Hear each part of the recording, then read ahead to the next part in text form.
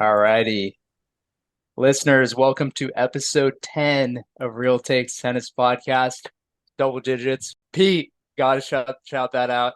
Um, Today we have a very special guest. And the women's final is going on right now, but I think this takes precedent. We've got ourselves a modern day Renaissance man, three-time All-American at Carnegie Mellon, majoring in mechanical engineering. So we got the brains and the brawn, now touring the world as a professional tennis player while working, correct me if I'm wrong, Chris, at a part-time mechanical engineer at Tata. Is that still the Yeah, role?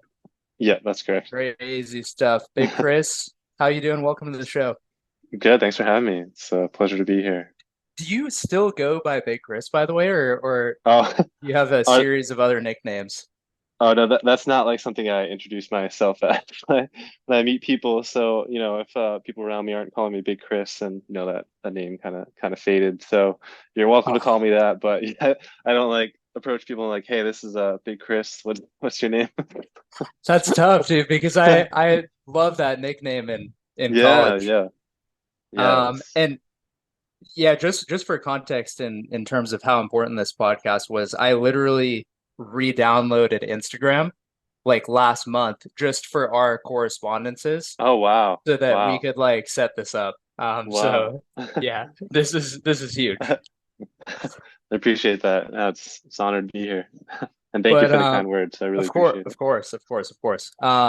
So I think, Big Chris, let's start off at the beginning, right? Yeah. Background, where you're from, how you got into tennis. Take us through the a little bit of the juniors too.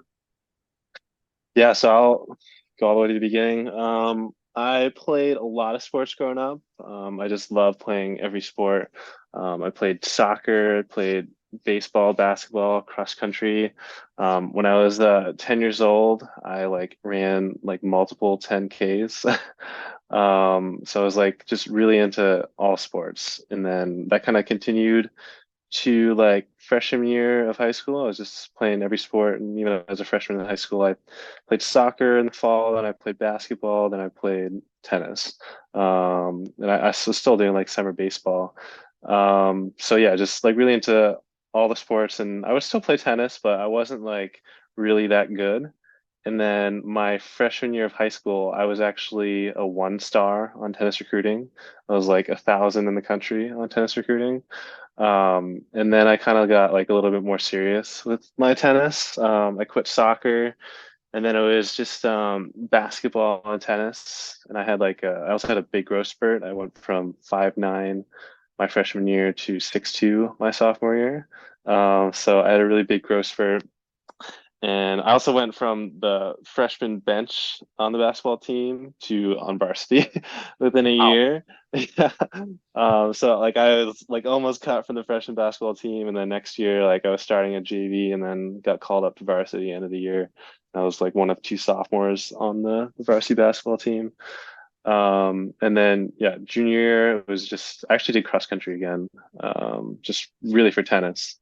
And then I did basketball one more year, and I was actually starting on the varsity basketball team, which was pretty cool because tennis is kind of like a lonely sport, but basketball you play in front of like the whole school, and there's like a lot of energy, and it's a lot of camaraderie, which you don't have in junior tennis. So that was a lot of fun. And then senior year, I quit everything. So I quit cross country and I quit basketball despite being a starter on the basketball team, which was like really difficult for me, but I did it because I wanted to get better at tennis. And so, yeah, I just started focusing only on tennis. And then I also decided to take a gap year between high school and college, because I just wanted to focus on tennis and get better. And my goal was to play D1 tennis. So I really wanted to play D1, but I also wanted to get an engineering degree. And I was kind of like really set on school rankings in terms of engineering. So I was really just looking at like top 10 engineering programs. And those are like also really good tennis programs like Illinois, Stanford, like Georgia Tech, just like the most premier uh, like tennis program. So I couldn't really play for one of those schools. And I got a lot better. So I went from being a one star to I was almost like top 100 in the country for my class. In like, yeah, like 3, 4 years. Oh, looks like someone has their hand up. Sorry. Oh, no, Big Chris. I was just gonna say, dude, did you rehearse this intro? Because that was No. phenomenal, and we have so much to unpack in the first Oh, like 3 minutes here. oh, oh no, I Um, mean, I I didn't tell want the to cut you story. off though. Keep Okay. going if you want to finish that thought. Okay. Yeah, I'll finish like my junior career, I guess. So yeah, I took the gap year and then yeah, I got a lot better. Yeah, I think I was like 130 on tennis recruiting. I made Kalamazoo in 18s as well, which is pretty cool. And yeah, I was just really focused. I think early decision. Yeah, I applied early decision to Cornell, actually. So that was like the one top 10 engineering program that was D1 that I could also play tennis for. And I didn't get into their engineering program. I think I got into like their general acceptance, but the coach didn't help me that much because I was kind of like on the bottom tier of recruits. And it's funny, Coach Gerard also like I Rardius, shout yeah, out, I think I got Weatherman. I was like I think by the time he was recruiting me, I was like 250, 300 on tennis recruiting. And he knew it was like 6'5". So he kept saying, "Oh, we're gonna use you for doubles. Like you're gonna be like a double specialist or whatever." So I remember like he was just thinking of me as a doubles player. But after I didn't get into Cornell, then he switched over my application from early action to early decision two. And then I got into Carnegie Mellon shortly after. And yeah, I guess I have a few more things like that summer or like after I got accepted, I beat like the one for Brandeis who beat the one for Carnegie, like before I Oh arrived at wow. Carnegie. Like the one Brandeis beat the one Carnegie at UAA's, and I like watched that match, and then I watched it with like Juho, if you know him, Yep. and the rest of the team. Like UAA's was at Massachusetts, and so I went to go see that match. I watched the Brandeis one beat the Carnegie one, and then later that summer I beat the Brandeis one, and I got to tell coach, yeah, like I think I'll be a little bit more than a double specialist, but but Nice, dude. yes, yeah, so that's up to Carnegie, I guess. Got you. So, okay, as I said, a lot to unpack here. I'll start with how good did it feel to get an early decision as a senior in high school and get to, I mean, did you coast after that? How did it feel? Well, so yeah, I remember I took a gap year, so my Mm, I finished all like I didn't have the coast senior year that other people had. I was, grinding all of senior year because that whole year mattered for me. So it was like the fall, the gap year where I was applying early decision. But got it. Got it. yeah, I only applied to like three schools. It was Fairfield, it's my safety school. They offered me like a partial D1 scholarship, but I didn't want to go to their engineering program. And then Cornell, and then Carnegie. Got you. And did you couple going back, uh so you're from Massachusetts. Which high school did you go to? Westwood High School. It's a public Got you. school.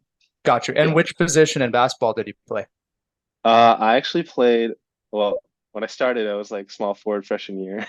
But I ended up playing center, even though I'm like kind of thin. I was like really good at blocking. I remember, you remember how we got everyone uh, gifts when I was a senior? We got all like the underclassmen a gift that kind of like made fun of them a little bit. Yep. Do you remember that? Like I forget what I got you, but I got like Kirill, like a giraffe or something. Yep. Um, Sounds right. do you remember what I got you? I'm like blanking. Um, all I remember is that Kenny got resume paper, which was just the funniest shit I've ever seen in my life. That's amazing. But yeah, I remember like they did the same thing to the underclassmen when I was on the basketball team, and everyone else got like kind of a gift that would like make fun of them. It was like someone got like a space helmet because they're like always spacing out. Someone would get like the pink dumbbells. And they gave me a fly swatter because like I was so good at blocking people. It's kind of what I was known for. Even though I was thin, I like was very good at blocking. I could see it. Yeah. So this is like really this is really interesting. A lot of what you said is really interesting. And small side note, I was doing as we were doing recon, I found this article that said you were what your favorite player was Dirk Nowitzki, which is funny because that's also one of my favorite players. Oh yeah.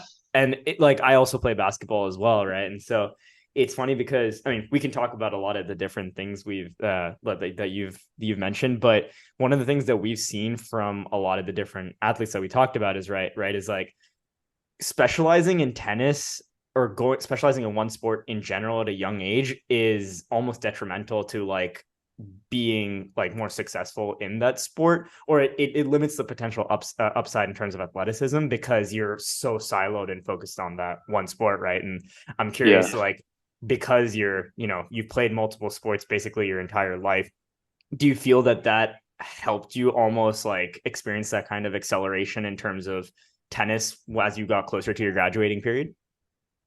Yeah, definitely. I do think it helped. Part of me, I guess, wishes I had focused on tennis like a little bit earlier. I kind of got like a late jump, I feel like, on just going heavy on tennis, but I do think it really helped like having various sports. And I think it helped like from an injury standpoint. Like I never really had injuries, and I had the one injury in college where I had like back issues.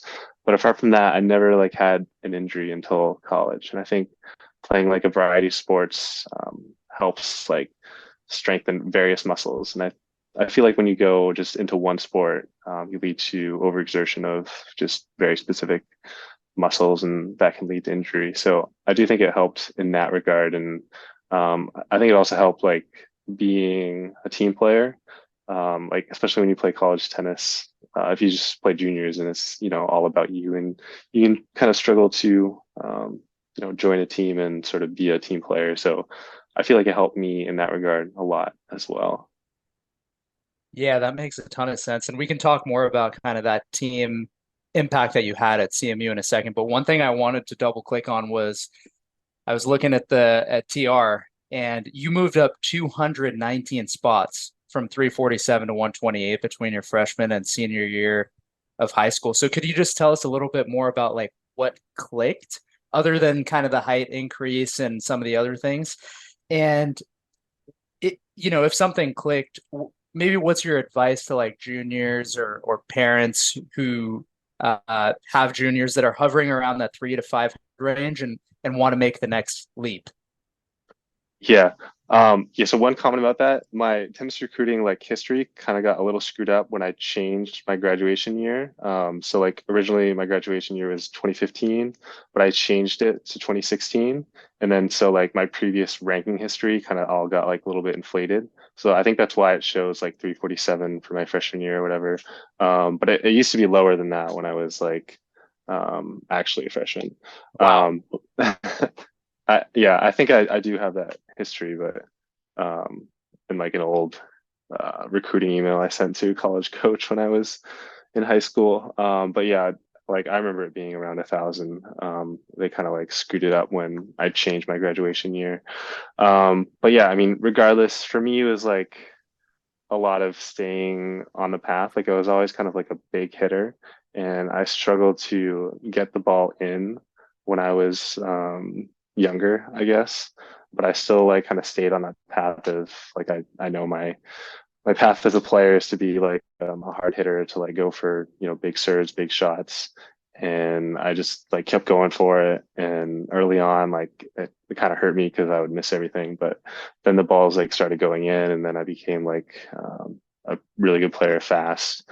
And I think it was also transitioning away from other sports, like just focusing more on tennis. Like as I said, when I was in younger, I would play every sport. I would play summer baseball. I would play like club soccer. I would play um, like basketball leagues. I played multiple basketball leagues. Like I don't think I played AAU, but I played other basketball leagues.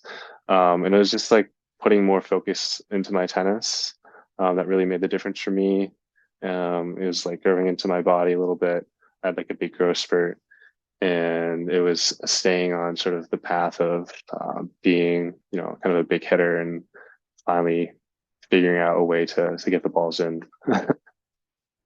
That's awesome, dude. And that's so funny you mentioned the kind of big hitting focus because we've been reading some articles about how Donald Young was Christopher Eubanks' coach for a while and Oh, mentor. really?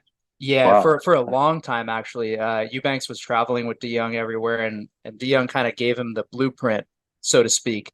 And one of the things Donald told Chris was, "Do not fucking copy my game style because I'm a grinder, and you've got this 6'9", 6'8" lanky frame. Like you need to be Is giving he your that opponents." tall? I thought he was like Maybe 6'6". maybe 6'6" or 6'7". I mean, he's a Okay. huge guy, right? But Yeah, the yeah. idea is, you know, use this God-given gift, give your opponents no rhythm, and it seems to have worked out for Chris other Chris really well.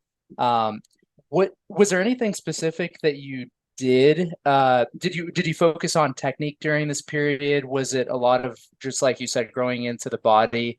Uh, Maybe give us a little bit more of under the under the veil of how you improve that much. Um, yeah, I think it's just a combination of things. I put in a lot more time. So I like if I were to name anything, I would just name like the amount of time that I was putting in. Because as I said before, I just had so many things like pulling my attention. And then I kind of transitioned to okay, like now it's just gonna be tennis. So I would say it's like a higher degree of focus and commitment to tennis. Um, Rather than just like one specific thing. I definitely, yeah, I had my coach and I would work with him pretty frequently. Or not, I actually didn't work with him that frequently. It was because he was like really expensive. My parents didn't have a lot of money, so it was almost like once a month, and then I would hit with other people in his lessons, and I just had like a high kind of focus on what I wanted to improve upon. And every time I went out there, there were very specific things I wanted to improve upon. Whenever I had my lesson, it was like, all right, we're gonna have the lesson, and this is what you're gonna like help me with. I was very kind of like self-directed in terms of what I wanted from the lesson and what I felt I needed to improve. It was never like I went out on the court and, someone else is going to guide the practice. It was like, this is like what we're doing, coach, and this is how you're going to help me. So yeah, I just like had a high like focus on the things I need to improve upon and whatnot. And yeah, as I kind of said, it was like just a combination of things, higher degree of focus, me going into my body, like my forehand getting bigger, my serve getting bigger. Um, yeah. It's interesting because I actually just put this together. I'm sure you're as a basketball fan, you're also like you know of Duncan Robinson and everything, right? And like Yeah. one of the things he was saying was that It's like the it's new Dirk Nowitzki. yeah. No, one of the things he was saying was that in Massachusetts or in New England, it's apparently super common for you to take a gap year in between like your high school senior year and your like first year of college, right? And so I imagine during that time, like you get a chance to basically you get a chance to focus on like what you actually like care about, which makes a Yeah. massive difference in terms of like technique and getting better. I think the one thing I'm curious about is like talk to us a little bit about like the competition and like the tennis kind of vibe in Massachusetts as a whole, right? Like for us from California, we grew up basically playing in like outdoor all year long. Like it's a very competitive like state for tennis. And so for us, like the Yeah. idea of finding people who like know about tennis or like hitting with other people is very, very easy. And so I'm curious to hear about like what life is like in terms of training in Massachusetts during those junior years. Okay, yeah, I'd be happy to share. So one thing about the gap year though, before I answer the question is, for me, it wasn't that common in Massachusetts actually. Like when I told people I was taking a gap year, they were like really like taken aback by it. And I have like a few So Duncan was just examples. capping then, huh? Duncan was just Yeah, making news. yeah, I don't know where that came from because like no one I knew was taking gap years, and I remember like I like two interchanges I had was like I told someone, oh, like yeah, I'm gonna take a gap year before college, and then the lady's like, oh yeah, my son took a gap year, and I was like really excited. I was like, oh wow, like someone else took a gap year, like tell me more. And she's like, yeah, he took 7 gap years. He's still in his gap year. Like Oh he never went to no. college. Yeah. I was like, oh my God. Like I'm actually taking gap year. I like plan to go to college. I remember like someone else asked me, I was like, oh, I'm taking a gap year. And they're like, oh, so like, what are you gonna do after you gap year? Are you gonna like go work or something? Or, what's next? Like it was like people viewed it as like, I just didn't get into college or something. Man, I hate Um, that yeah, mentality, dude. yeah, I think there should be more flexibility. Sorry to interrupt you. I just think there should be more flexibility and less pressure to just like go make this I mean, literally $100,000, $200,000 decision, yeah, and decide when you're 18 and actually decide what you want to do with your life. But sorry. yeah, yeah, one yeah, one one other comment is like it's funny because all three of us have kind of, I mean, we all work in tech, right? And like when you get to kind of the end of that collegiate cycle and like you look back on how much pressure you kind of had to deal with when studying for exams or like getting through college yeah. and everything, and you realize like at the end of the day work is like work. You need some you need like a certain skill set in terms of domain knowledge or whatever, right? But it's at the end of the day, it's mostly about communication, clear collaboration, like stuff like that, right? And you realize, okay, at the end of the day, was it ever really that serious to have this push to go into like college and stuff? And that, I mean, we can talk about this like after the fact, but it's funny that you had this focus of like, oh, I have to go to a top 10 school, because now looking back, I'm Yeah. curious, do you think that made a difference in terms of like, do you really believe that the education you might have received from a top 10 school wasn't the same as, or would you like, was that much better than what you might have got like a top 40, top 50 school, right? Like, or like somewhere local in like University of Massachusetts or something. Yeah, no, I mean, like after being in the workforce, it doesn't really matter. Like just what matters is what you did most recently. So, I would say like the one thing I'm most grateful for Carnegie is that it surrounded me with people that were just highly passionate and, highly driven, and that like rubbed off on you. So that's what I'm like most grateful for Carnegie. But in terms of like the prestige of going to a good school, it's nice, like it's not a big deal. But when you say like, oh, I went to Carnegie, people are impressed and that's nice and everything, but it doesn't like, really matter after you get your first job. After you get your first job, then what matters for your second job is your first job, and no one really cares Right. where you went to college. So Yeah, and I probably shit on CMU a little bit too much, but Chris, I 100% agree with you that the people is what made it worth it at the end of the day. yeah, yeah, for sure.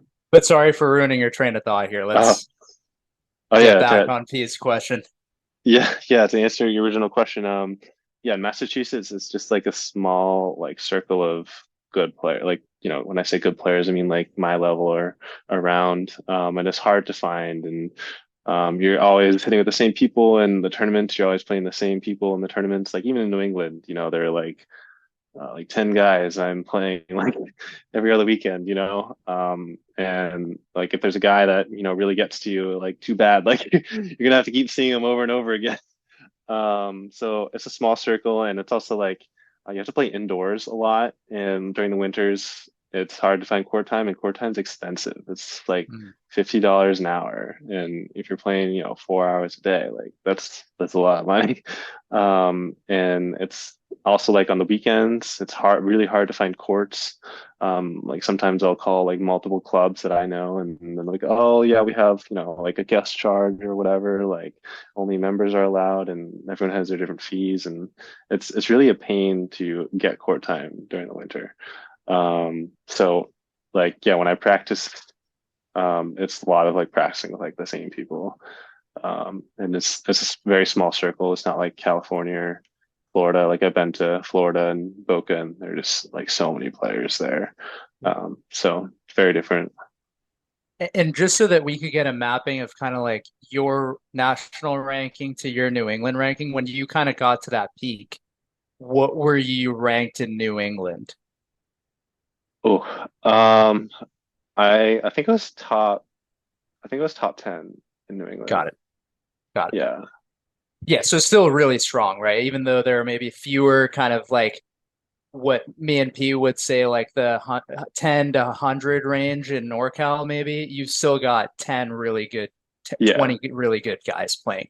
yeah, yeah. In New England though, like New England's, like 6 states, so it's um like people are far away, but you still have good guys. So I think like in Mass, maybe I was like top 5 or something. I'm not 100% sure. This is interesting to me because I feel like I have a younger brother who plays and played in D3 tennis, which we'll talk about, which we can talk about later. But it's interesting because once I took him to like, clays or like some of the bigger tournaments, I remember looking at guys from Texas, guys from Florida and stuff. And I think the best of the best are in those states truly are that much better than everywhere else. But I think Yeah. the margins are so thin, even at the best level in juniors, that I don't think the state necessarily makes that much of a difference in terms of maybe actual level. But it is, I completely agree with you that the time is what makes the difference, right? And I think that's probably the part that's like a little more challenging for you in Massachusetts versus like California and Florida, because I think probably the pure level could be like you're competitive with everywhere else. And I think one of the things you mentioned was that in Kalamazoo, or like you made Kalamazoo when you were like your senior year, right? And so I'm curious, like when you went to that, A, was that your first like not big like national level tournament, and B, what was that experience like in terms of playing and playing against guys who weren't from New England? Yeah, that wasn't my first national. I went to winter nationals. I think I won like 2 rounds in the back draw there. I went to I think like spring nationals. But yeah, Kalamazoo, I played a guy who had just finished his first year at Stanford. And he like his birthday was like in August or something, so he was like allowed to play Kalamazoo. And he had like two hands on both sides. I think his name was like Matt Candace. And I lost pretty badly to him. I was like 1-1. And then in the back try, I lost 4-4 to someone. I don't remember his name. Um, but yeah, it's like I would go to nationals partially because I like wanted to play different people. But it was still, I mean, it was like a really high level, obviously, and I didn't usually make it that far. But it was nice to play different people, I suppose. Nice, man.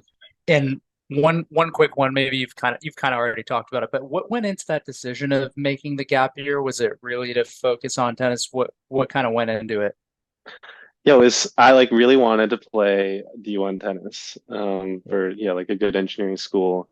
And I hadn't like I my senior year I quit the basketball team to try and get there, but I hadn't like gotten to the rank that I like needed to get recruited to those schools. So it was like yeah, late in high school where it's like, I really want to get better. I want to like go play D1 tennis. And it was a decision later in high school that I made to do a gap year. And to me, like um you'll probably see another example of this later, but like I I'm not like I don't usually like conform to like the path that society like expects you to take or whatever. So to me, like when I think about it, it's like a gap year just made like total sense to me. It's like I'm gonna get better at tennis. Like I can, take a few college courses. Like I have some time between high school and college. And to me, it was just like a very like, obvious solution. Like it made a lot of sense to me, but it was not the norm at all for a lot of people. But like people thought it was really bizarre for me to do something like that. Like I think everyone else in my high school class just went right to college. But yeah, it's in summary again, it's because I wanted to get better at tennis and play D1. How did the parents react to that? My parents are very supportive. So yeah, I talked it through with them, like what I was gonna do. And I wanted to get better at tennis and I take these classes and they were, fully supportive of it. That's dope. That's the way it should Yeah. be. Yeah. And My I parents. like one of the things I think we haven't talked about is like it's clear, right? Like from this when you started your junior career to like towards the end of your junior career, the goal necessarily wasn't pro tennis. It was to get into like a D1 school. I'm curious now, looking back on your junior career, what do you think about what you would have done differently in order to prepare for that goal, right? Like, do you think, based on what you're describing, it kind of sounds like you wish you had just kind of not focus your attention on like a lot of different things and kind of like hyper focused on tennis. But I'm curious from your perspective, what do you think makes like a really good junior player?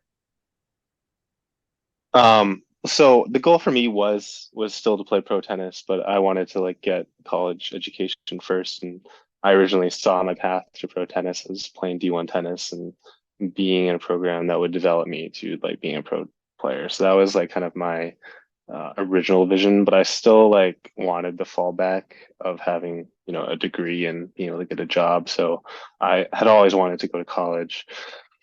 Um, sorry, what was your question again? Well, like what makes a good junior player? Is Yeah, I that guess like in hindsight, looking back at what like the improvement you made, what do you think yeah. makes like a good junior player, and what advice would you have in terms of how to train as a junior to become like elite?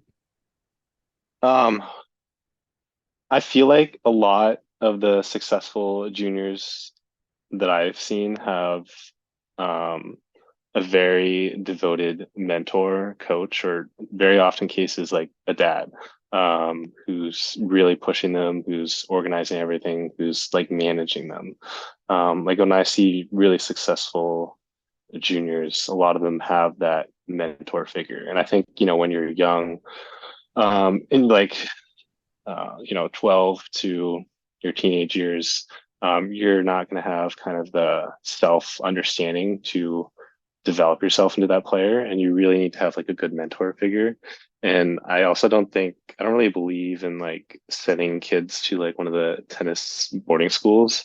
It's kind of just like a factory to me. Like they just like I've seen kids there that have been there for like 5 years and they like haven't gotten better at all, and they're just running the motions and the coaches don't really care. They're just sort of a number in the factory. So to me, like I feel to be successful, you really need to be in an environment where you have a very, very dedicated, disciplined mentor who has a vision and is competent, obviously, and is going to sort of guide you to achieving that success. To me, that's the most important thing.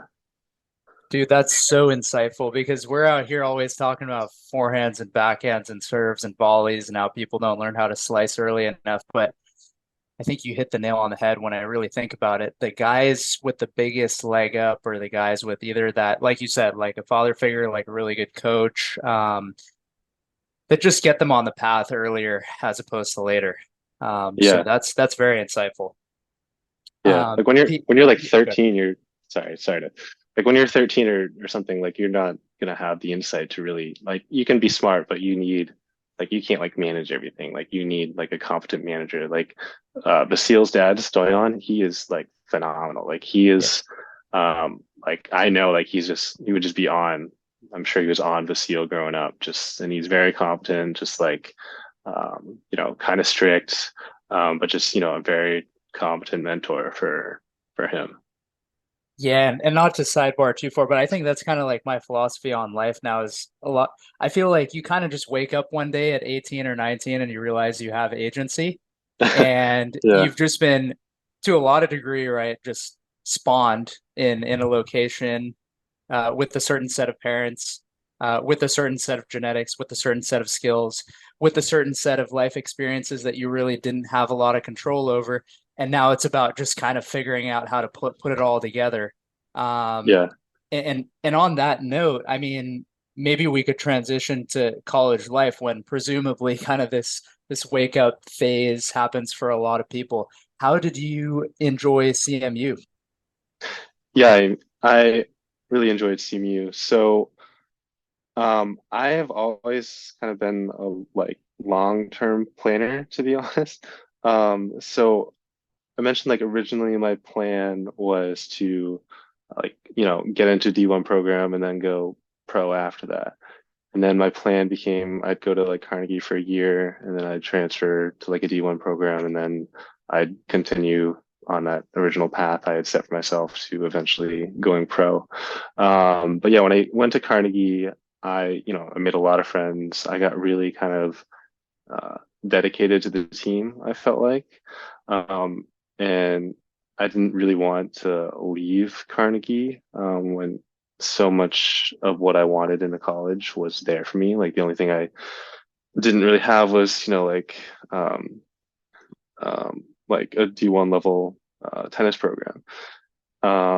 So for me to like leave everything that I liked just to get that one thing I was missing was hard for me, and it was hard for me to like leave um, my teammates, because I was really committed to them, and I wanted to like bring Carnegie like a national championship. That was my new goal.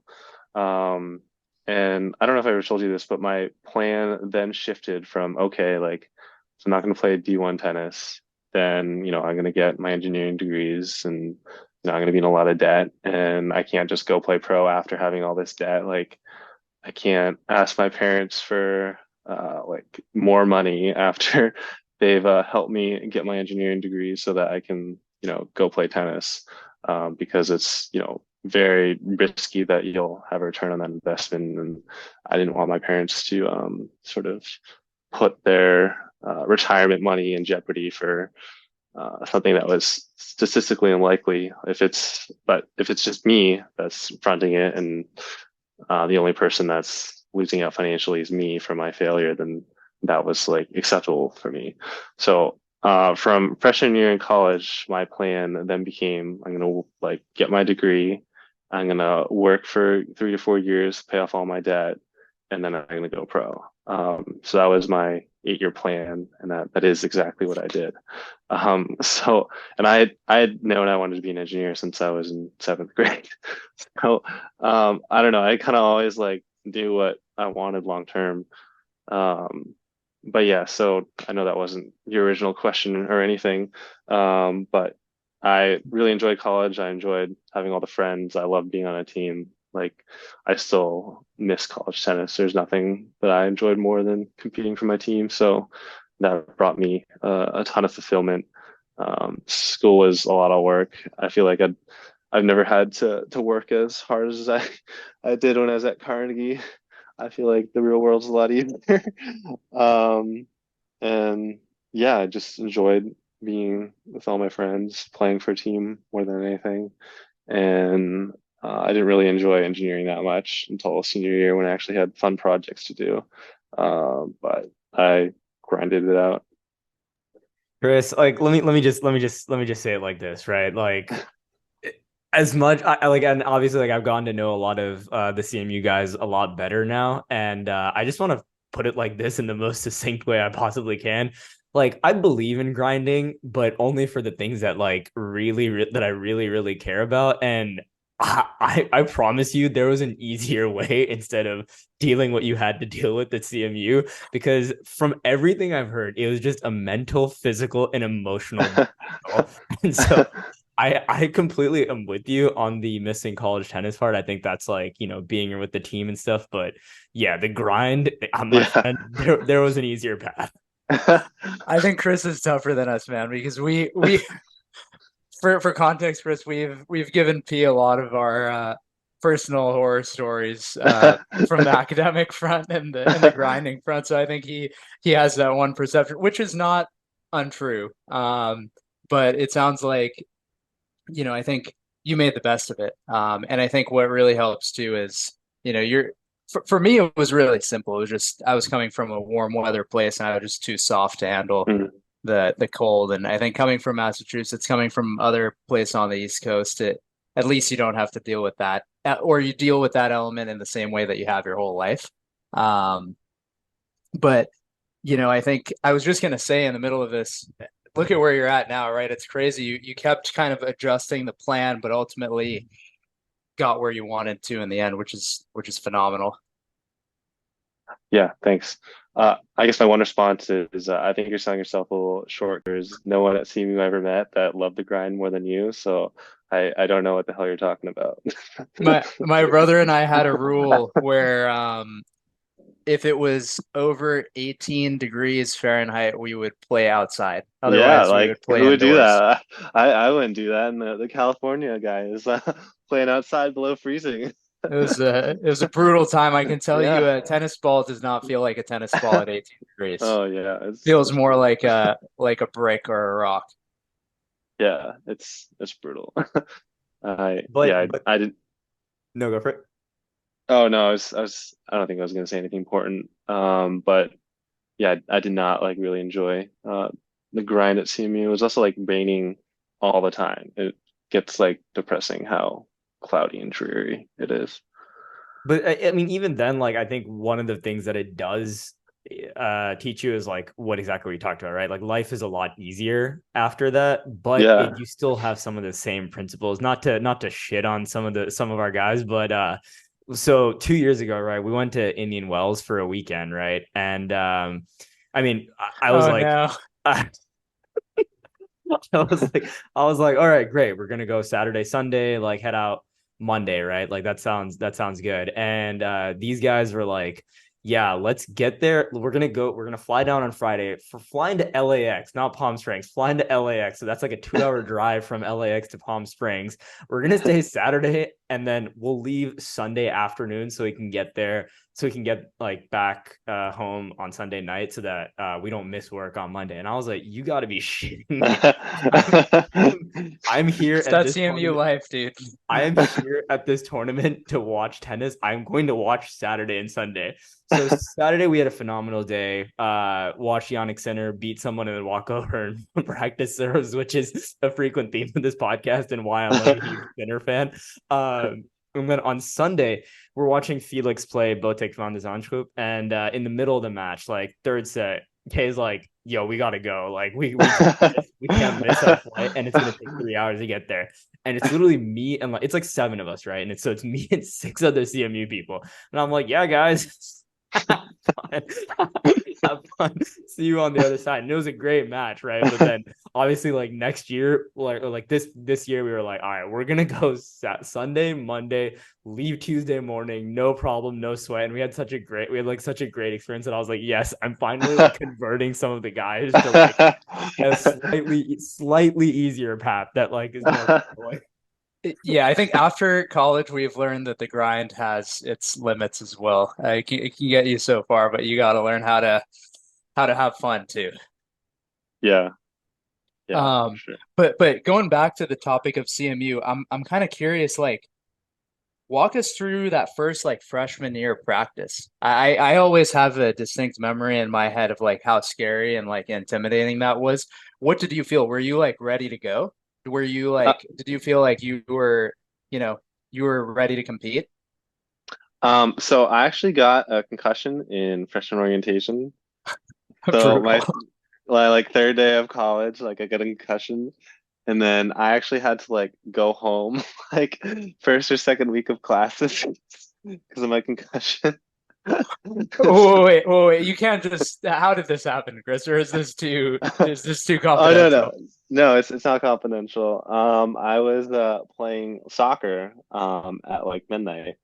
We called it like midnight soccer, and I was like going for a slide tackle, and then now like one of my really good friends, he was like coming out to or I think he was trying to score the goal, or he was a goalie or something, and I like made a slide tackle or whatever, and then like I don't really remember what happened after that. It kind of like went fuzzy, but I like hit my head on the ground or something, and then I had a concussion. And I remember it's like midnight or whatever, and I remember like I had my concussion. I'm like really out of it. My friend's like, "Oh, like let's go over to the health services at Morewood," and it's like it's like midnight. It's like 1 a.m. Like even though I'm concussed, I'm like, I don't know if they're gonna be open, but like, we went anyways, and obviously they weren't open. And then like emergency services came, and I think I might have, yeah, I think I went to like the ER or something. I did go to the ER. And then yeah, they checked me out, and everything is okay, like okay. And then yeah, they sent me to my dorm. And like to me it was eye-opening about like how little they knew about concussions. So I didn't have like a baseline concussion test, and their way of diagnosing me was I took the concussion test, and then I get my score. And the doctor looks at it, it's like, these aren't really the results I would expect from a CMU student. So, yeah, I think you're pretty concussed. Like that was their diagnosis. There was no like quantitative measurements that I mean, like you get that output from the like test, but since I didn't have a baseline, there's no like measurable for them to base it off of other than their their perception of my intelligence.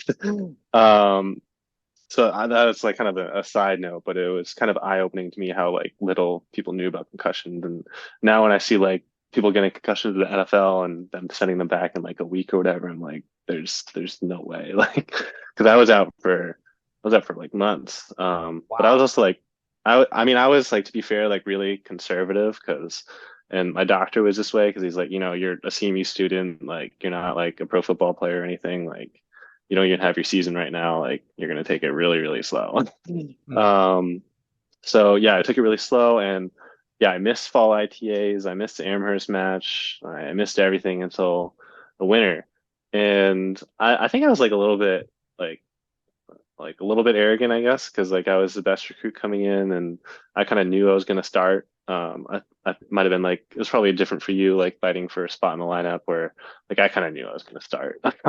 So I didn't have like the same pressures. Yeah, as I mentioned, like I beat the Brandeis one like that summer, so it was more just like how I did in the lineup that I was concerned about. Got you. And yeah, I gotta say, as brutal as that concussion story is, man, I feel like that's pretty tame compared to what I was expecting, and what some of my fellow peers and myself have done at in our college years. Yeah, no, I kind of got that inkling when you were hesitant to ask about how I actually got it, but yeah, it was just playing sports. Gotcha. So fast forwarding, your first practice is then, basically in the winter or spring. How was Yeah. that first spring season?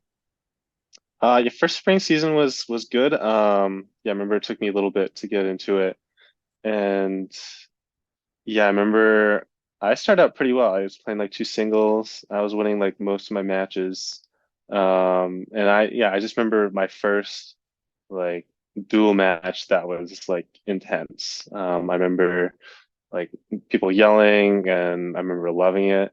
I remember like just experiencing what it's like to, play for a college tennis team, like under, an intense match. And I just remember loving that experience. I think we had like a pretty like okay um spring break. We didn't have many good wins. We were like double specialists then. We had four freshmen in the lineup. It was yeah, me, Willie D, Bryce, and then we had another guy, Thomas Cooper. I don't know if you knew him. But he Oh was like a yeah. real yeah, he was like a really good doubles player. He was playing two doubles like never like would like win every match pretty much with Jeremy King. And Just fueled off shots, am I right? yeah, yeah, and yeah, he was like sober that year, so he was like really well put together.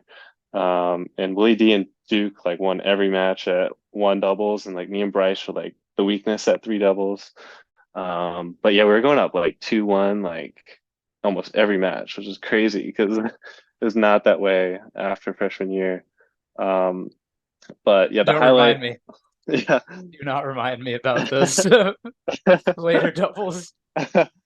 Oh man. yeah. Um, but yeah, I remember the like I guess I have two. I mean, I have a few stories, but the highlight for me was we were playing the number five team in the country. It was right after spring break. And then we win one and two doubles. And then it's me and Bryce. I think we were down, I forget what it was, but we were down like 15-40. We're down like multiple match points.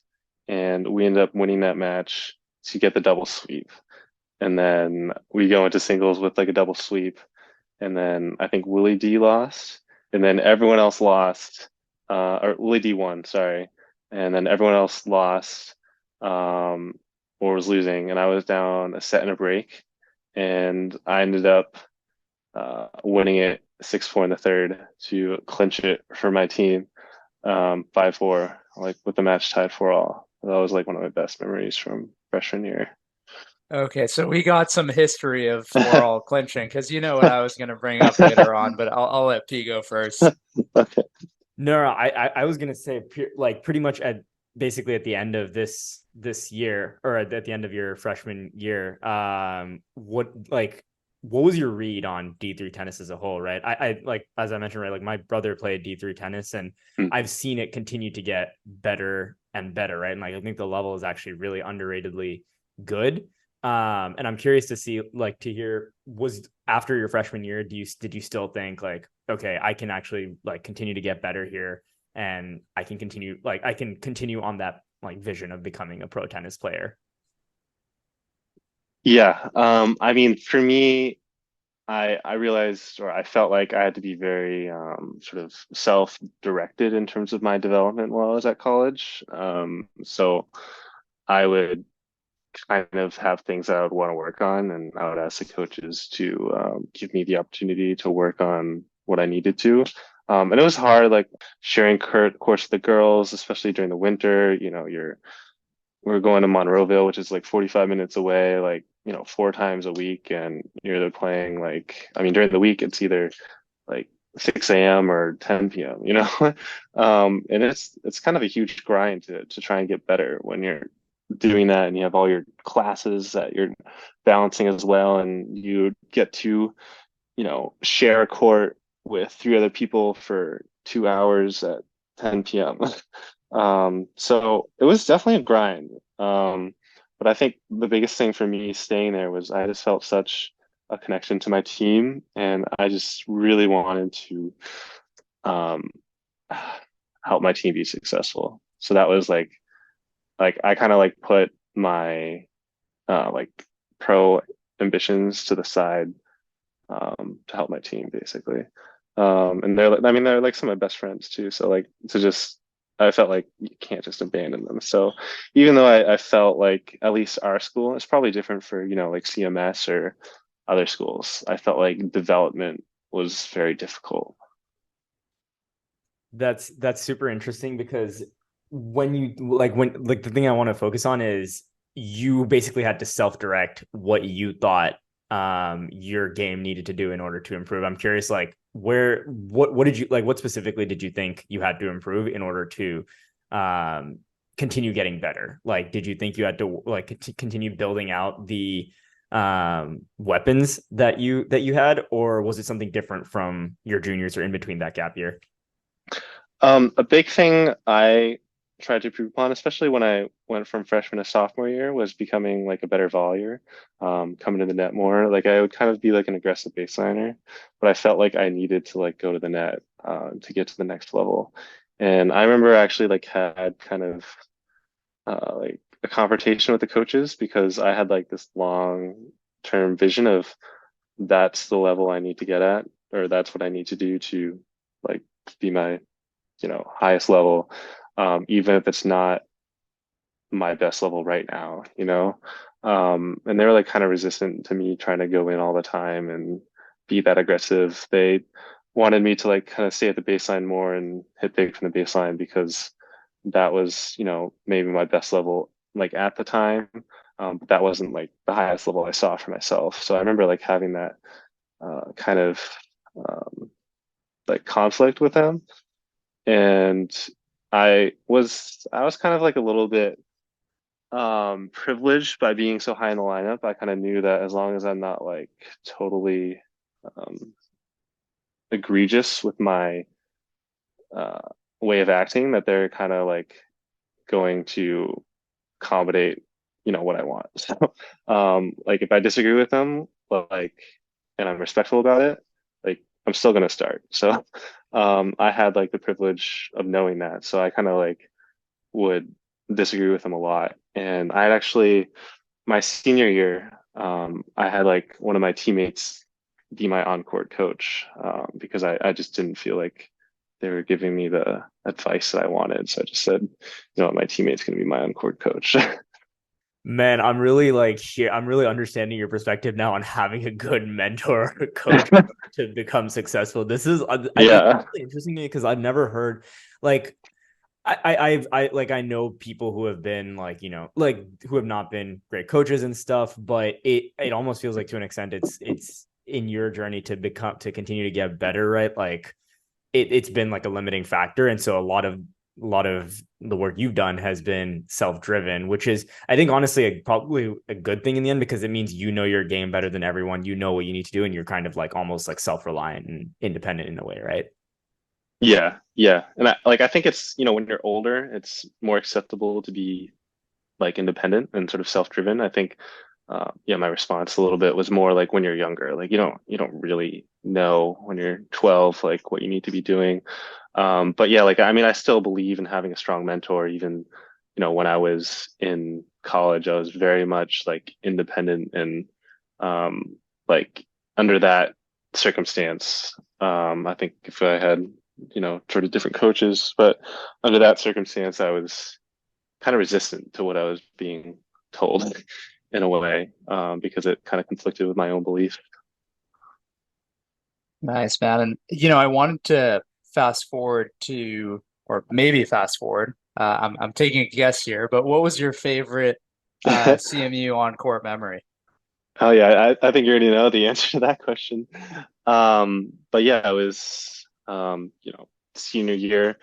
Obviously, we had a really rough spring break. We lost like they're 5-4, 6-3, two really tough matches. And we're playing the number one team in the country. And it was like kind of like a must-win match for us to save our season. And I remember me and Willie D, we like crushed doubles. We won 8-2 or something at one doubles.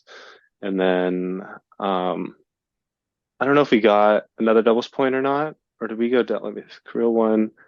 Yeah, so we went down 2-1 in doubles. And then yeah, we go into singles against the number one team in the country. And I play a guy that I actually lost to my sophomore year. I lost to him like 1-1 or something.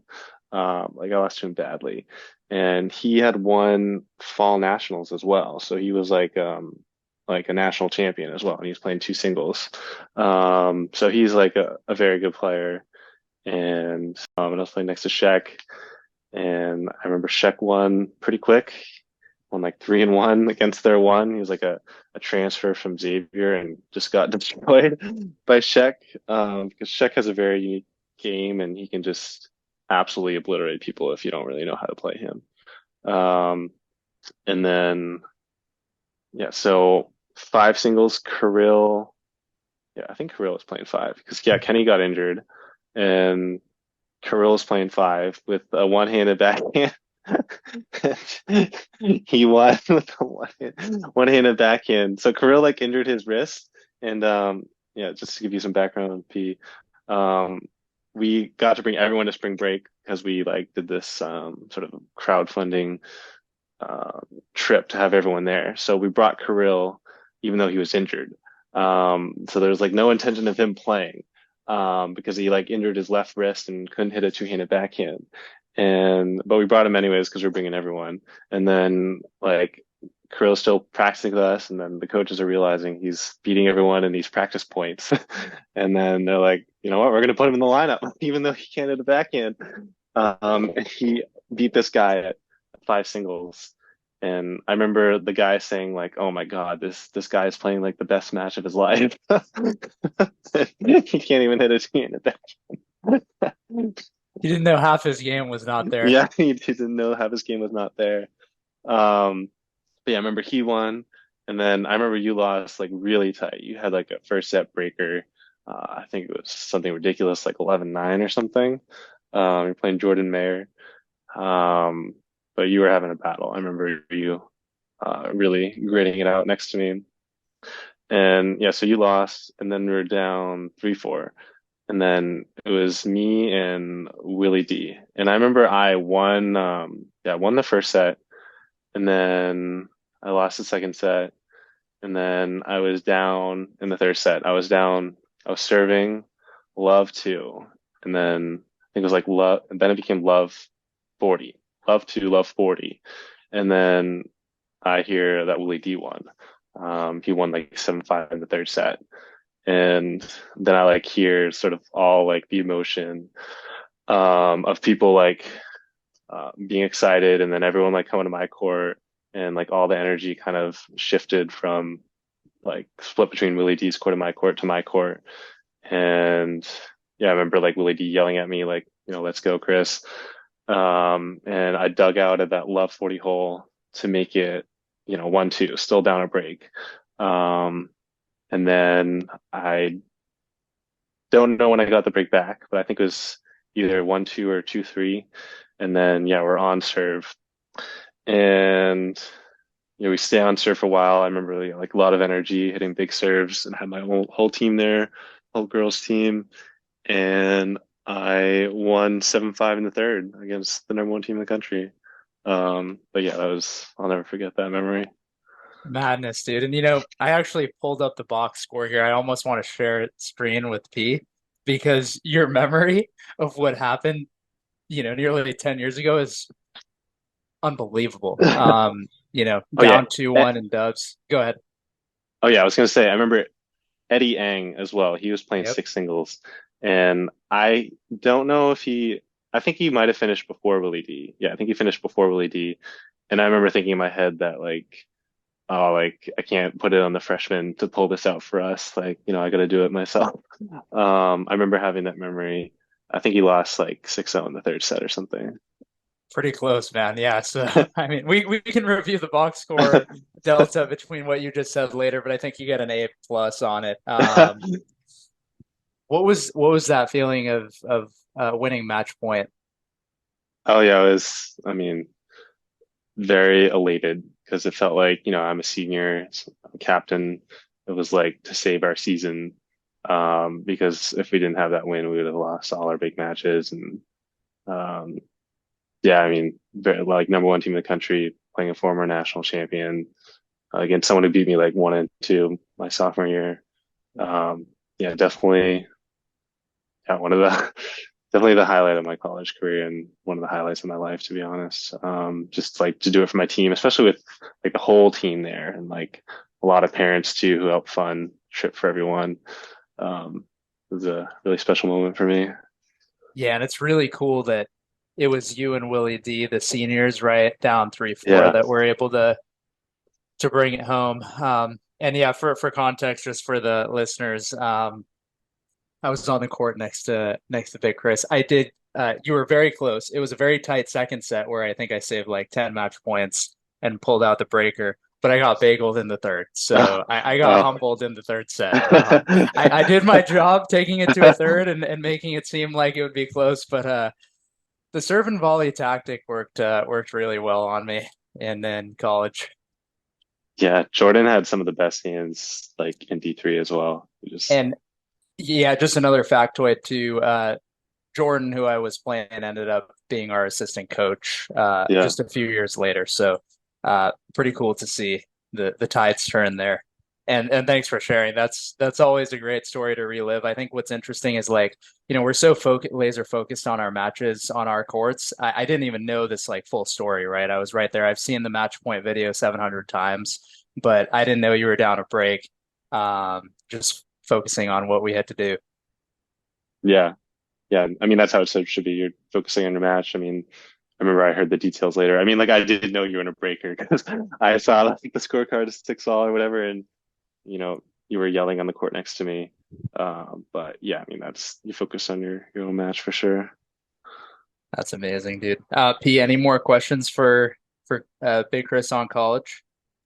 I think the only thing I probably want to understand is like post your like once you started getting towards the end of your CMU career, what did you think about the level overall in D3? Like, did you feel like it was as much of a grind as like CMU was, or did you feel like you were clearly like one of the better players? Um, yeah, I mean, I was definitely like one of the better players in D3. Like I made it to the tournament, singles tournament 3 times, and I made it to the second round twice. But I mean, the level like is really high. I mean, we like I think Warren Wood, he won the D3 title a few times. He's like a UTR 13.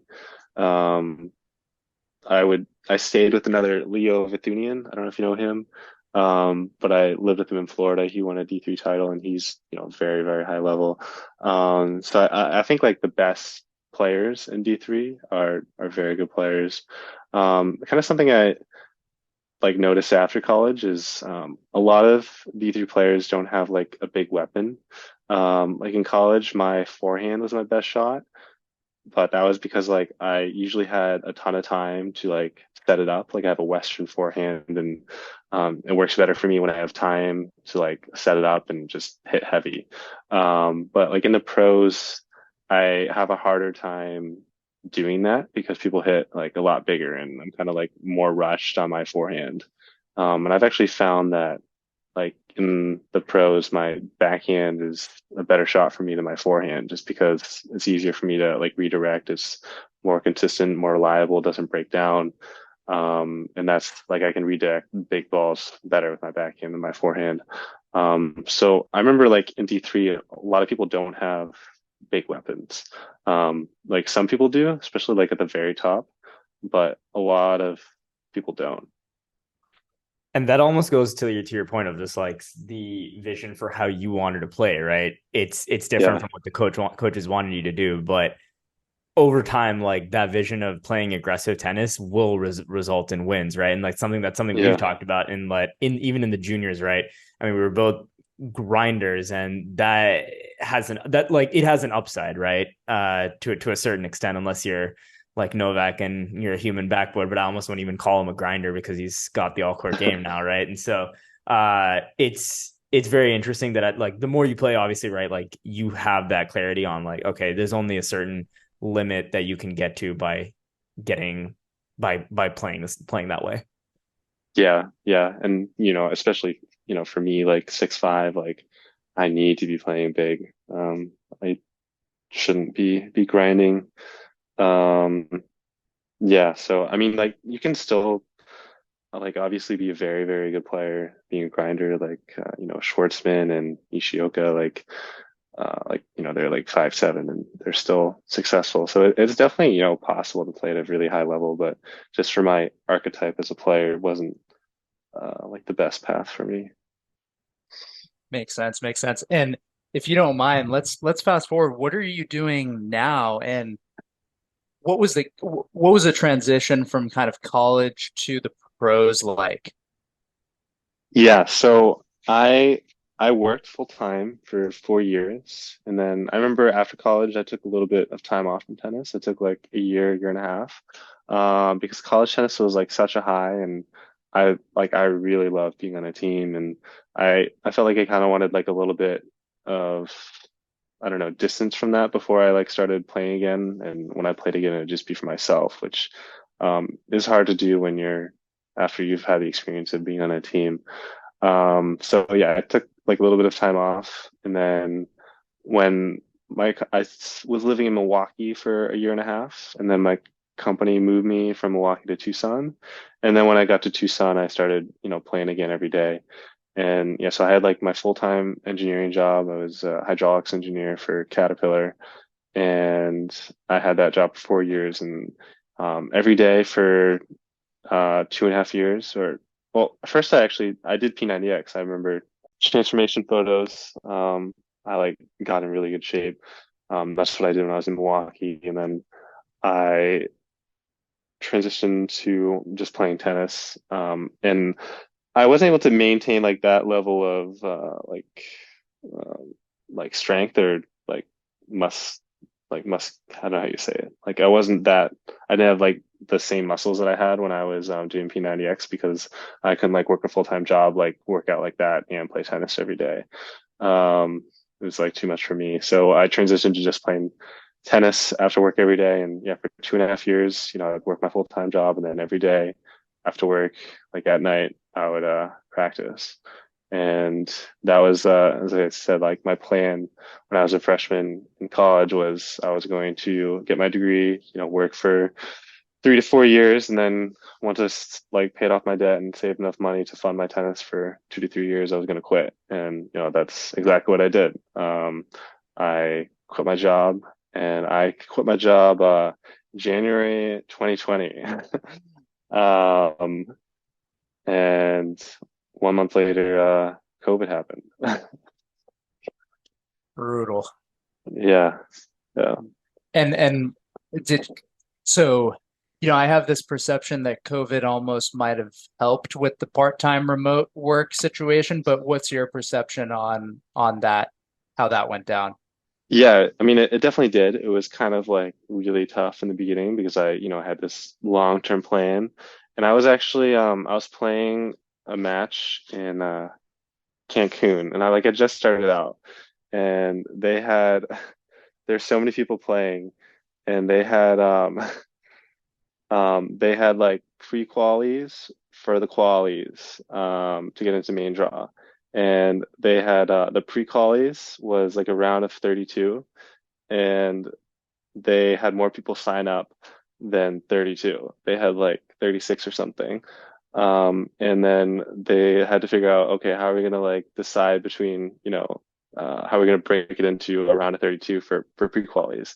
And then they pull I think 8 names out of a hat, and those 4 matches had to play a 10-point tiebreak to decide Oh my who God. who gets into pre-qualies.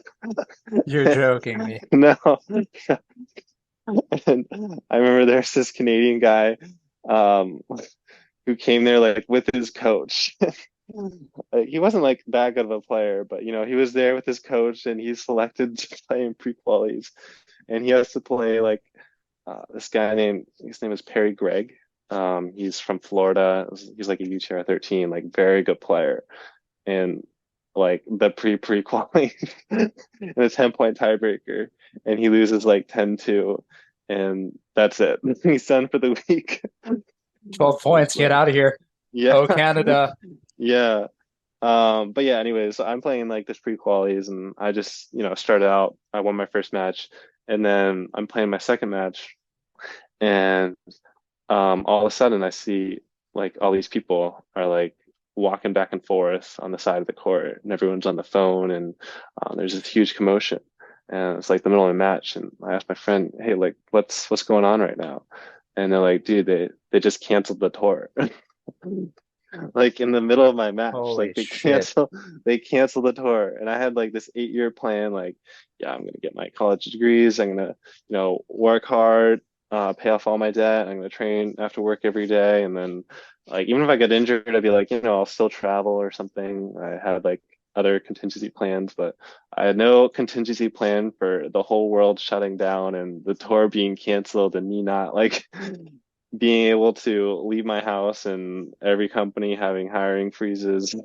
That was not in the like plan C, D, E, F um, slide deck that I had. Um, so that like really sucked initially because it worked out for me in the end, but initially like I was like, what am I supposed to fucking do here? Like, and I have to go back to Massachusetts because, Caterpillar, they're not hiring, no one's hiring. And I like just quit my job, just like left my apartment. So yeah, like I go back to like living with my parents, which is like totally not what I like envisioned doing when I started this. And I remember like trying to find courts, and it's like March 2020, and like all the courts are like locked. Like they won't even let you play tennis outside with someone like, across the court from you.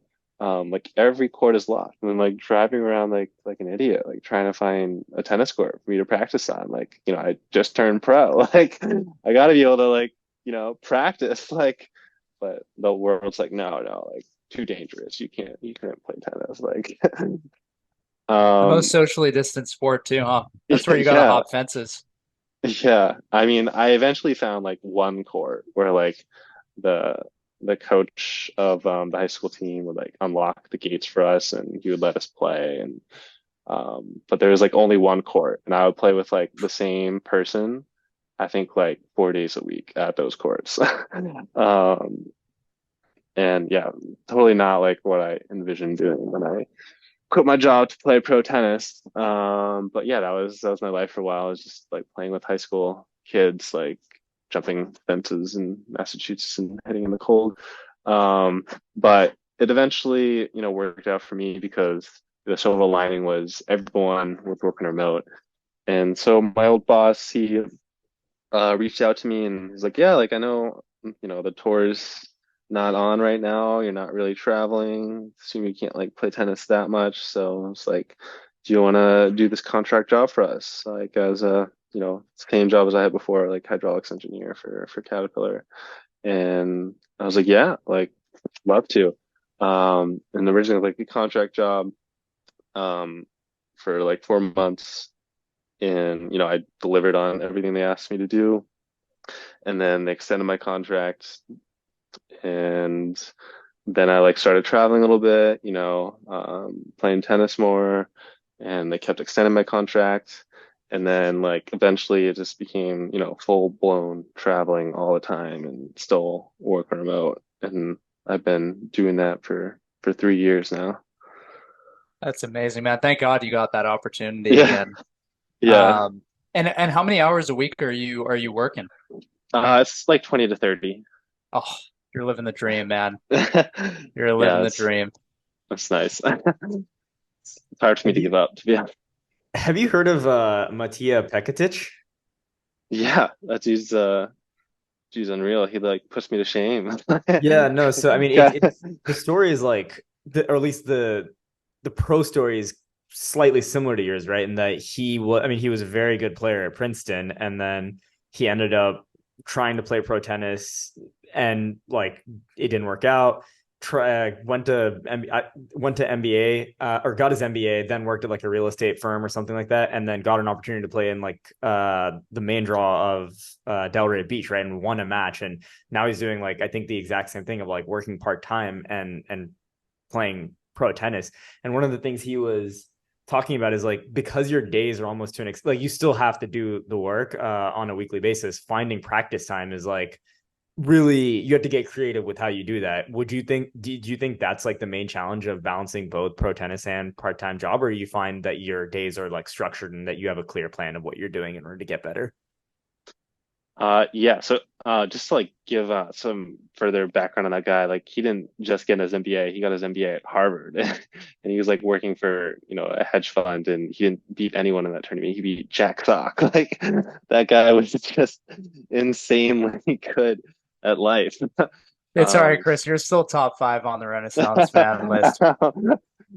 Thanks, I appreciate that. But I mean, yeah, he's got to be number one.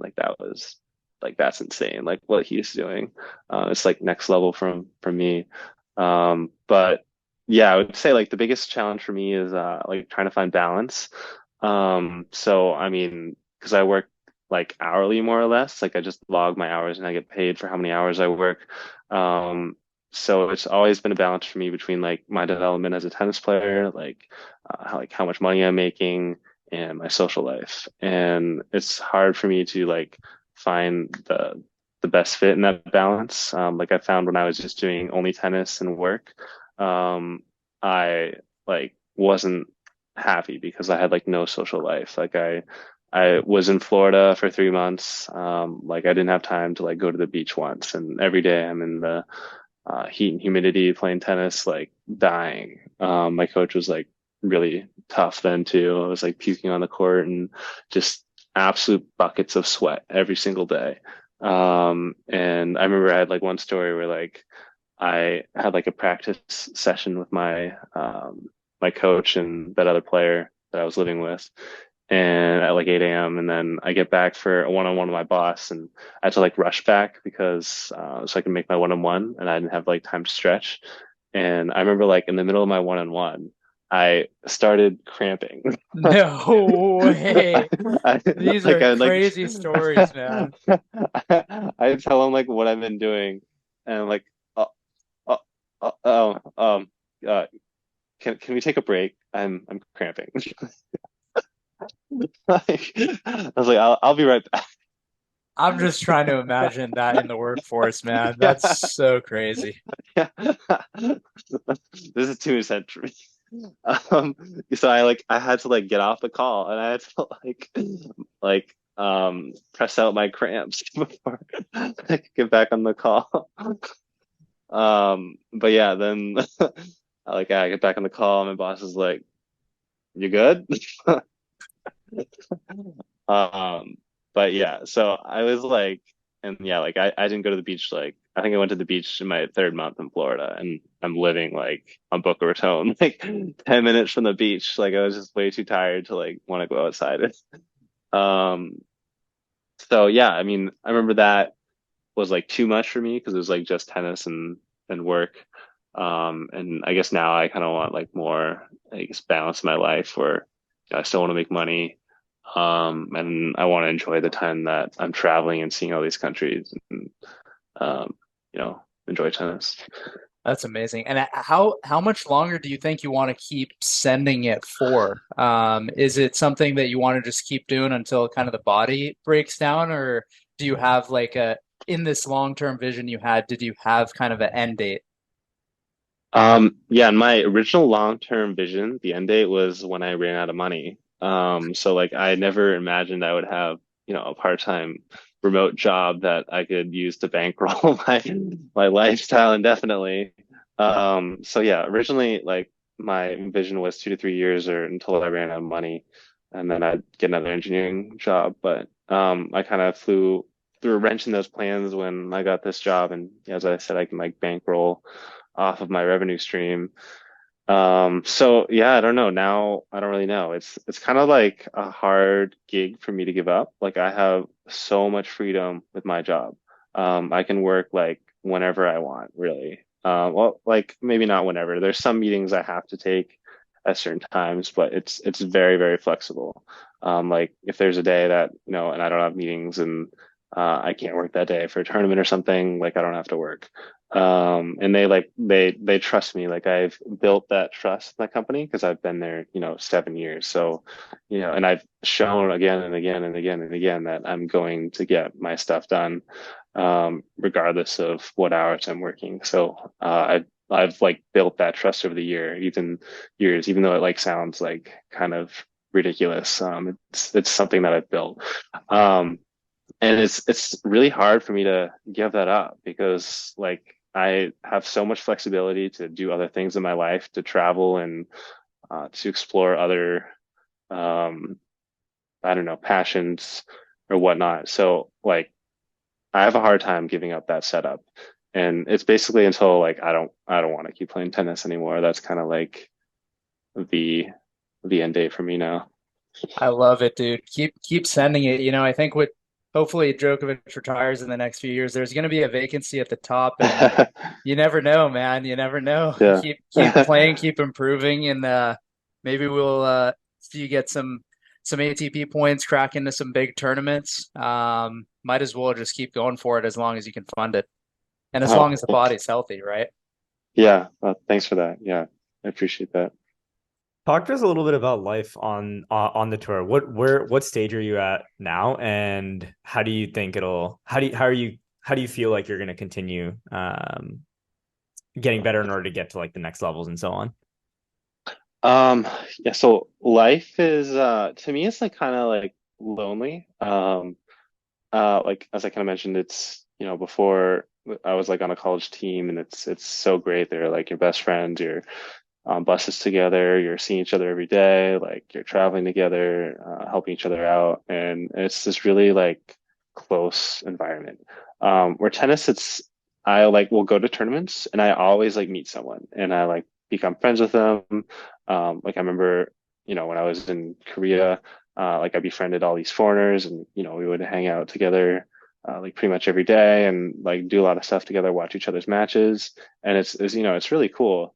But then, the tournament ends and then everyone goes somewhere else. And like that kind of friendship, quote unquote, I don't know if I'd call it friendship, but that, um, it's like a little short of a friendship, but The that bond, kind of, basically. yeah, the bond, that's the word I'm looking for. It kind of ends, and then you go somewhere else and, you start over. And then like the same thing happens. Like you kind of bond with certain people and you do the same things together and then that ends. And then you like start over. And it's like it's like cool in the moment, you're kind of having these new friendships, these new interactions, and in the moment it's nice. But then when it happens again and again, and like those bonds like keep disappearing, and you don't have like the set like friendship groups, that for me is one of the things that gets most tiring.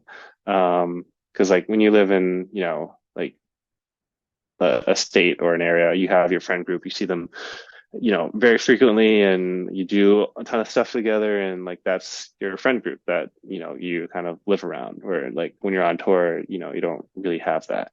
I think that's kind of like the hardest thing for me. And as I kind of said, it's cool to like meet new people and whatnot, but it gets a little like old after a while. um yeah, and in terms of getting better, I am older. It hasn't gone as well as I wanted it to go, to be honest. Like I've been doing this for 3 years and I feel like I haven't gotten as good as I wanted to, which is like a little discouraging, to be honest. But it's in terms of like getting better, it's a lot of the same things that I've been working on for a while. It's like a better serve, like more aggressive game, uh, more consistent forehand. It just hasn't translated into the execution that I wanted it to. Well, it's interesting you say that, Chris, because we were looking through the results and there are tons of three setters, and it feels like, I mean, from a viewer perspective, that you're kind of knocking on that door. Um, and I was gonna ask too, like we always joke around, me and P and our friends always joke about whether we can get a game off a pro, right? Could you talk to us about like the level differences and especially the level difference between kind of D3 and like how much you have had to improve to get to the level you're at now and how much you think you need to get him to improve to maybe like flip the script on a couple of these close matches?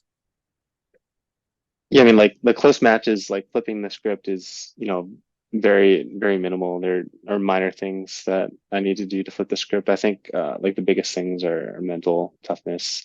It's kind of interesting to me. Like I felt like in college, like I was very, mentally tough, and I don't know if it was like being on a team that brought that out in me. It was just like brought that toughness. But it's weird to me to like have had that toughness in college and now in the pros, I feel like I kind of lost that edge a little bit. Um, and I don't know if it's like the solitude of it or what's really changed in me. But for some reason, it's been something I struggled with when in college. I felt like I was rock solid. But yeah, flipping the script for those matches, I would say is mostly mental toughness. But yeah, I mean, like the level at the top or like even like top 500 is like very, very high. Like they uh, don't miss, just all very penetrating balls, like very smart. They don't give you anything. I think to get to that level is really tough. Um, but yeah, I don't know if I answered all your questions or not. I think just the one about do you actually think like me or P could win a game off a pro or let's say top 500. How No, much are you playing? there's no shame in your answer right now. Well, I don't know P's game, but how much do you play? Last time I played was more than 365 days ago. Yeah, I don't think you could. What about And at it, the peak? At the peak? uh, I, I, It's I think okay. You can say no. I actually I, want you to say no. no, I don't think you could. I think Okay, good, like, good, good. yeah, I think you'd like need a weapon to Yep. like try and steal a game. Um, yeah, I don't think you could. No, no, no, no. I 100% agree with you. We've been having this debate for months now. And I said the same thing. I don't think really a lot of people in our group have the weapons it takes. And I think for you to say it at your level and with your weapons kind of confirms that suspicion for me. Yeah, I think like a low level player could potentially steal a game, like if they have like a weapon. Like Yep. I'm not saying like Joel Langford could, but like someone who could just tree serving a few aces and just hit a forehand on the line or something, like maybe they could get a game. Got you. Got you. Yeah. Go ahead, Pete. No, I was gonna say like talk to us a little bit about like the types of matches that you're playing now. I feel like I was just looking at UTR and I remember seeing that you're playing like a lot of matches on like the UTR Pro Tour. What's that tour process kind of been like in terms of playing those types of matches? I love the UTR Pro Tour. It's kind of sad for me because like my UTR is like really dipped recently, so it's hard for me to keep playing them. But the UTR Pro Tour for me is great because they're all live streamed. I get umpires for each match, and I'm guaranteed 5 to 6 matches. So I love the UTR Pro Tour. It's so much better in futures. In futures, like you can play one match of the week, losing a 10 point tiebreak, and then you're gonna fight people for court time. And it's hard, like fighting people for court time. Like people, like you got to share a court, and people are like kind of a little bit hostile in terms of what they're going to do with their time and ensuring that they get the time that they're allotted. And it kind of sucks, to be honest, that whole situation where the Pro Tour, the UTR Pro Tour, like you guaranteed 5, 6 matches, there's going to be an ump, so no one's going to be cheating you. And like there's live streams so my parents can watch. Sometimes I get ball boys, and it's a great experience for me to like be a part of a tournament like that. Um, yeah, so I am partial to playing those, and I also get to like go see cool countries as well. That's dope, dude. And I'm glad you said this because we've also been talking a lot about the economics of tennis with in light of kind of the baseline project and things like that. And we've been talking about kind of how to increase the size of the pie for the sport for better redistribution. And for me, it's all like what you're doing right now in the sense of, if you get broadcasting rights to these live streams for, pro and semi-pro matches in the UTR tour and Challenger tour, like I think you drastically increase the size of the pie, because people like me and P would be very interested to watch and perhaps throw some money on some of those matches. Yeah, I don't know if you like see my Instagram stories, but people frequently bet on my matches, and then they'll they'll send me like DMs about like how I should like go kill myself or like um Insanity. yeah, it's pretty insane the things that people say. One guy said I'm going to fuck your girl and you're gonna watch Pleasurably. What the? Yeah, yeah, Dude, people are crazy, man. yeah, they really are. People are insane. Yeah, it's Um, hilarious. damn, dude. Yeah, I think I remember seeing this actually. Yeah, yeah, I'm sure. Do you still have a screenshot of that one, or I think I do. Yeah, if you okay, want me to send it. please do. Um, Okay. and if there's nothing else, I was really just going to close with, or in terms of final thread, what are your goals for the next, maybe let's say, year or so? Um, that's honestly like a tough question for me right now. I think I got like a little burnout at the end of my Asia trip. So I don't have an answer right now for you on that one, unfortunately.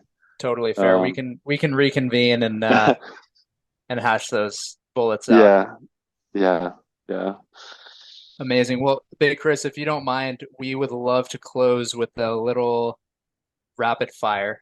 Um, Okay. I've got a few questions here. Just whatever first comes to mind. All right, all right. Fire away. All righty. So we got favorite food, Uh, Pasta. favorite book or movie. We don't judge. Ooh.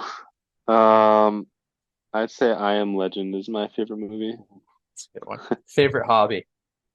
Uh, I would just say sports. I just love all sports. I was gonna say Watching tennis, too. but yeah, I like watching football mostly, but mostly playing sports is definitely what I enjoy doing. Favorite city Um, in the world or in the US? in the world. Let's go both. Let's go both. Okay. Um, I really like Lake Tahoe in the US, because I like to ski in the winter and I like to hike and go boating in the summer. In the world, um, I was actually just in Bali and I really like Bali. It might be a little bit of a recency effect going on there in that answer, but that's what I'm gonna say. It's totally fair. Favorite shot. Um, I'd say the surf. Favorite player or doubles team. Either way. Ooh, uh, for a while it was Milos Raonic was my favorite player, but Ben Shelton is growing on me. I'm not gonna lie. Yes, sir. Yes, sir. Uh, and relatedly, who you got tomorrow? I got Novak. Totally fair. Totally reasonable. I think that's what me and P had predicted as well at the beginning of this tournament. Yeah, hard to P, go anything against else Novak. from your end? Yeah, one final rapid fire question. What's your favorite story? Oh, like favorite tennis story or favorite story traveling or what? Uh, Anything, like literally Okay, anything. all right. I'll give my favorite. So I it's my first time going to a tournament outside, or like a futures outside the US. And I went to Croatia, and they had like this really nice hotel on the west side of coast Croatia. Istria is the region that it's called. And they also had like this like spa area, or the sauna area. And then yeah, so like I go to the spa, this really nice hotel, and then it's like co-ed spa, and then like I see this sign that says like no bathing suit or whatever. I'm like, oh, that's kind of silly. I'm sure no one does that since this is like a co-ed spa or whatever. And then yeah, so like I go into the spa, and there are like two saunas, and there's one like to the right and there's one to the left, and they're like both like pretty young women. And the one to the right, there's like this totally naked girl. Um, so I was like very surprised. And then to the left, there was like a girl in a towel. And since I was like wearing a bathing suit, it's like I can't go into the sauna with like the naked girl. That's like way too, I don't know, weird. So I went to the one to the left, like with the girl in the towel. And then yeah, so I was there for a while, and like I started talking to her. She's like from Slovenia or something. She was like studying to be a doctor. And then all of a sudden this like desk attendant comes in, and she's like, "You're not allowed to wear a bathing suit in here." And like I had just like started talking to this girl that's sitting next to me, and like the lady Oh basically asked me my to take God. off my bathing suit. So what'd you Um, do? I admittedly I kind of copped out, and I put a towel around me, and then I took the bathing suit off. But my friend afterwards is like, dude, like that was like your one opportunity to just like drop trout in front of someone you just met. That would have been Um, pretty extreme. that would have, but I did not have the balls to do that. That's But yeah, hilarious. yeah, I just remember being like totally blown away that they would have like a co-ed sauna where people, or spa where people just walked around naked. Well, Big Chris, thanks so much for the time. This was awesome.